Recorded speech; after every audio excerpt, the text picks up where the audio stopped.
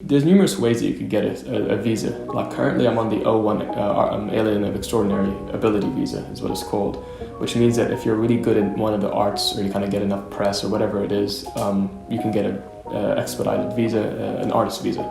And it's kind of the same with the green cards. There's so many paths that you can take to get a green card, but one of them is to excel in the arts. And that's kind of the path that I want to take.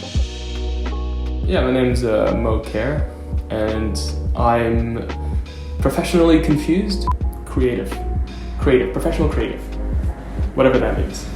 Professional creative, through the mediums of music and comedy, and other stuff. Oh, I've always been like the funny kid kind of growing up, especially in my family, like joking around and, you know, in school, kind of like the class clown in a sense, and I really loved making people laugh. And I remember like kind of when my father kind of told me that, you know, he was talking about how people are the most susceptible to new ideas when they're laughing. And I always thought that that's so interesting, you know. I think that's why we love to watch late night shows, is because they're telling us information that we need to know, they're telling us news, but they're doing it in a very, you know, kind of like comedic way. So I always knew what the power of comedy was, and I always wanted to get really good at it. So I've always loved doing stand-up, and I realized I was good at it very quickly. You know, like I remember doing my first open mic, and within a period of a month, I was considered a pro comic in New Zealand. So I was doing pro shows. And I think of my mother. You know, my mother is a very strong woman. She's a very successful woman. She's a woman of very few words. I remember she once said to me, she said, "Mo," and I'll never forget that. You know, I was studying architecture at the time, and a lot of the skills that I was learning in architecture, I was applying to comedy. And everyone's like, how do you even, you know, correlate the two? But, you know, if you look at architecture and industrial design, it's all about taking ideas that exist, putting your own twist on them, and presenting them to an existing marketplace that buys into it because, you know, you've made the iPhone and they've always liked mobile phones. Whereas in comedy, you take ideas that exist, you put your own twist on them, and you present them to the audience. So the only reason anyone ever laughs is because they relate to something.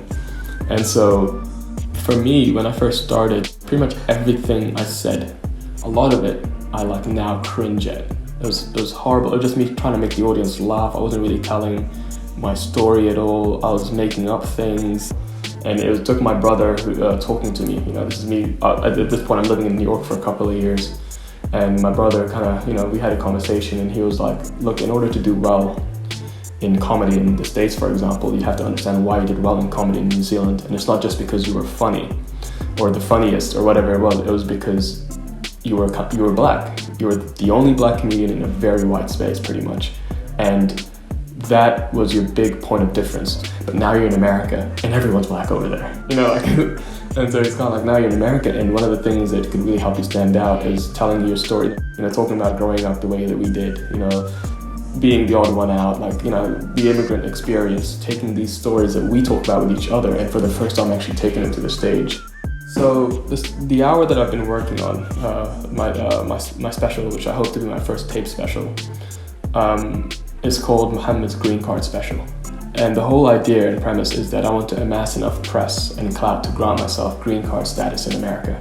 And it's kind of a commentary on visa process and growing up as a, you know, as a person that's kind of like been a professional immigrant in a sense, moving from one culture and country and people to the next, and yeah, it's underlying kind of, I guess, messages that it's so important to be able to feel at home somewhere. I think that when you travel around a lot growing up, from place to place, home stops being a place, and it just starts being the people that you travel with. And for me, my home has always been my family and this country that I've never lived in. Because we did move around a lot. Even when we went to New Zealand, it was hard to even stay set. Like, we went between like 6 different houses over a decade and 5 different schools. And it was all because of my dad's job, just to make sure I had no friends. And like, anytime I'd make a friend, he'd come home like, oh, who's this? Who's this guy? Cool, well, maybe he can help you pack.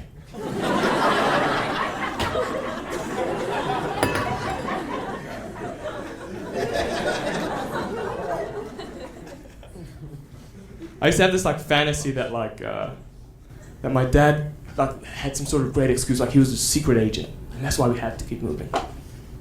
Like he'd come home and just be like, guys, my cover's been blown. Mo, have you done your job? And I'm like, yes, I've made no friends. He's like, good, pack, we're moving. And I know what you're thinking. If my dad's reason for us consistently moving is that he keeps having his cover blown, he must not be a great secret agent. But you're wrong. It's just hard being a black secret agent in New Zealand. There's one thing the black 007 can't do in New Zealand, is disappear into a crowd. It's just there he is. Watch this. There he is. Something about me, like I was actually pretty much born an immigrant, because I was born in Oman, in the Middle East, and my blood, my family, my parents, they grew up in Sudan. So I'm Sudanese, but I've never lived there. And so when you're born in a country in the Middle East, they don't consider you to be from there. You're not given a passport, ever.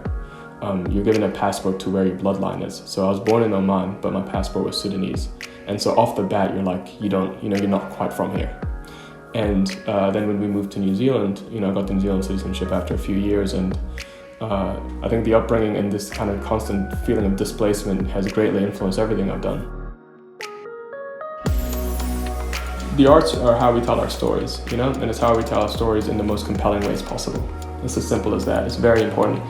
And I feel like when you're creating something, it's always like, you always feel like your time is more, for me, I always feel like my time is more worthwhile when I'm working towards a certain goal. So I guess my creativity or my output has always been very goal-oriented. That's like my fuel. So it was when I came up with this notion that you could kill two birds with one stone. I'm like, I wanted to have my green card, because I don't want to go through this visa process every 2 years. It's like the Hunger Games. Every 2 years I have to like sell myself to the government and be like, look, I'm doing these great things. It's so stressful, and then it's just like the visa process sucks. And so I wanted the green card, but I also wanted to take my comedy kind of like to the next level. And I guess having that goal-oriented direction kind of like is what fueled this show happening this quickly, I think that what I've been able to prove to myself and to anyone that'll listen is this idea that if you take a certain set of skills, like the ones that you might learn in a degree like architecture or whatever, is that you can apply them to any given endeavor that you're interested in and find results.